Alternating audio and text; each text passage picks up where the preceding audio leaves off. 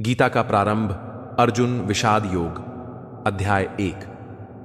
महाभारत के युद्ध में जब अर्जुन ने अपने सगे संबंधियों को सामने खड़ा देखा तो वह मोह और विषाद, शोक में डूब गया। उसने अपने धनुष गांडीव को नीचे रख दिया और युद्ध करने से इनकार कर दिया।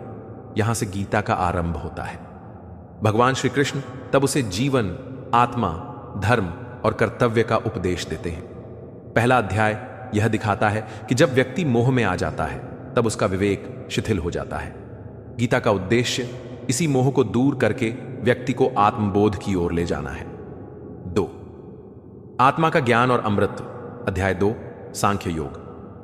भगवान श्री कृष्ण कहते हैं, न जायते म्रियते व कदाचिन न हन्यते हन्यमाने शरीरे।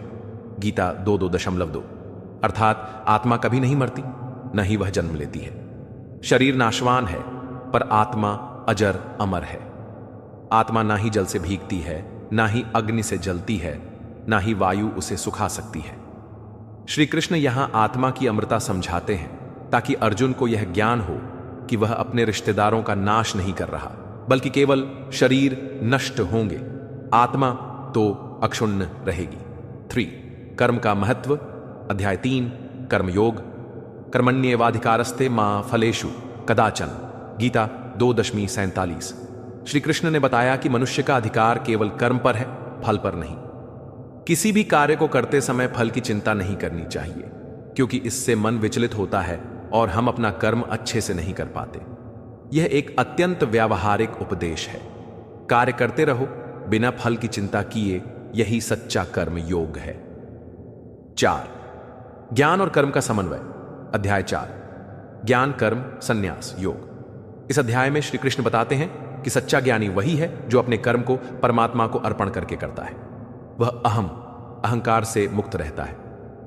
ज्ञानाग्नि सर्वकर्माणि भस्मसात् कृते तथा। गीता 4:37। ज्ञान रूपी अग्नि सभी पापों और अज्ञान को भस्म कर देती है। सच्चे ज्ञान से युक्त व्यक्ति का कर्म भी बंधन नहीं देता। 5। संन्यास और कर्म योग का अंतर। अध्याय 5, कर्म संन्यास योग। इस अध्याय में बताया गया है कि कर्म त्याग कर संन्यास लेना ही श्रेष्ठ नहीं है, बल्कि कर्म करते हुए उसमें आसक्ति न रखना ज्यादा श्रेष्ठ है। जो व्यक्ति बिना किसी स्वार्थ के कर्म करता है वह कर्म योगी कहलाता है। वह संसार में रहते हुए भी मुक्त रहता है। 6। आत्मसंयम और ध्यान। अध्याय 6, ध्यान योग। इस अध्याय में ध्यान का विस्तार से वर्णन है। योगी अपने मन को नियंत्रित करके परमात्मा में लीन होता है। युक्ताहार विहारस्य युक्त चेष्टस्य कर्मसु। गीता 6:17। योगी का आहार, व्यवहार और कार्य संतुलित होना चाहिए, न तो अधिक सोना न ही अत्यधिक जागना। इस संतुलन से ध्यान सिद्ध होता है। 7। ज्ञान और विज्ञान।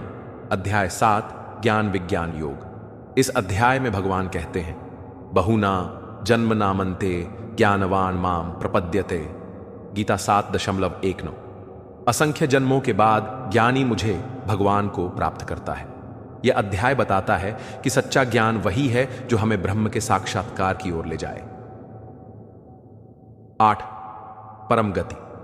अध्याय 8, अक्षर 8, ब्रह्म योग। इसमें बताया गया है कि मरते समय जो भगवान का स्मरण करता है वह उसे प्राप्त होता है। ओम का जाप और भगवान का ध्यान करते हुए मृत्यु प्राप्त हो तो वह आत्मा जन्म मरण के बंधन से मुक्त हो जाती है। 9। अध्याय राजविद्या राजगुह्य योग। अध्याय 9। यह अध्याय गीता का हृदय है। इसमें भक्ति और ईश्वर की सर्वव्यापकता की बात है। सर्वधर्मान परित्यज्य मामेकम शरणम व्रज। गीता 18:6। भगवान कहते हैं, जो भक्ति से मेरा स्मरण करता है मैं उसका उद्धार करता हूं। एक पतित भी अगर सच्चे भाव से भक्ति करे तो मैं उसे मुक्त कर देता हूं। 10। भगवान की विभूतियां। अध्याय 10, विभूति योग। इस अध्याय में भगवान श्री कृष्ण बताते हैं कि वे ही सबके मूल हैं। बुद्धि, ज्ञान, तेज, सत्य, क्षमा, स्त्री में कीर्ति और पुरुष में पराक्रम सब उनकी ही विभूति है। अहम सर्वस्य प्रभवो मत्त सर्वम प्रवर्तते। गीता 10:8। भगवान स्वयं कहते हैं कि वे ही सृष्टि के कारण हैं। सब कुछ उन्हीं से उत्पन्न हुआ है। विराट रूप दर्शन। अध्याय 11, विश्वरूप दर्शन योग। अर्जुन की प्रार्थना पर भगवान श्री कृष्ण उसे अपना विराट रूप दिखाते हैं, जिसमें संपूर्ण ब्रह्मांड समाहित है। इस दृश्य को देखकर अर्जुन अभिभूत हो जाता है और कहता है कि अब उसे कोई संदेह नहीं रहा कि श्री कृष्ण ही परब्रह्म है। 12वां अध्याय भक्ति योग। इस अध्याय में भगवान कहते हैं, यो मां भक्त्या प्रयच्छति। गीता 9.26। एक पत्ता, फूल, फल या जल भी यदि कोई प्रेम से अर्पण करे तो मैं उसे स्वीकार करता हूं।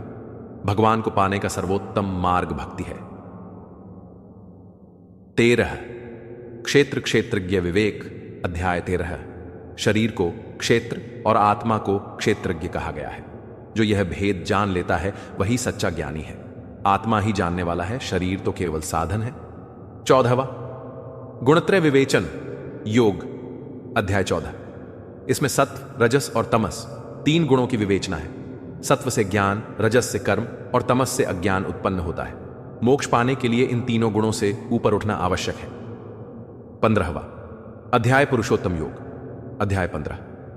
यह अध्याय आत्मा, प्रकृति और परमात्मा के रहस्य को समझाता है। ऊर्ध्वमूल मद शाखम। संसार को एक उल्टे पीपल वृक्ष के रूप में बताया गया है, जिसका मूल ब्रह्म है और शाखाएं कर्म हैं। 16 दैव और आसुरी प्रवृत्तियां। अध्याय 16। इस अध्याय में बताया गया है कि मनुष्य में 2 प्रवृत्तियां होती हैं, दैवी और आसुरी। दैवी प्रवृत्तियां व्यक्ति को मुक्ति की ओर ले जाती है, जबकि आसुरी प्रवृत्तियां बंधन और पतन का कारण बनती हैं। 17वां अद्यावी अध्याय श्रद्धा के प्रकार। अध्याय 17। यह अध्याय श्रद्धा के 3 भेद बताता है, सात्विक, राजस और तामस। भोजन, यज्ञ, तप और दान के भी 3 प्रकार बताए गए हैं। जो कार्य बिना फल की इच्छा से शांत चित्त से किया जाए वह सात्विक है। 18 संन्यास और मोक्ष। अध्याय 18 मोक्ष संन्यास योग। गीता के अंतिम अध्याय में श्री कृष्ण अर्जुन को उपदेश देते हैं। सर्वधर्मान परित्यज्य मामेकम शरणम व्रज। यह अंतिम और सर्वोच्च उपदेश है। सभी धर्मों और कर्तव्यों को छोड़कर केवल भगवान की शरण में जाना ही मोक्ष का मार्ग है। निष्कर्ष, गीता के उपदेशों का सार, भगवद गीता हमें जीवन का वास्तविक अर्थ समझाती है। 1 कर्म करते जाओ, फल की चिंता मत करो।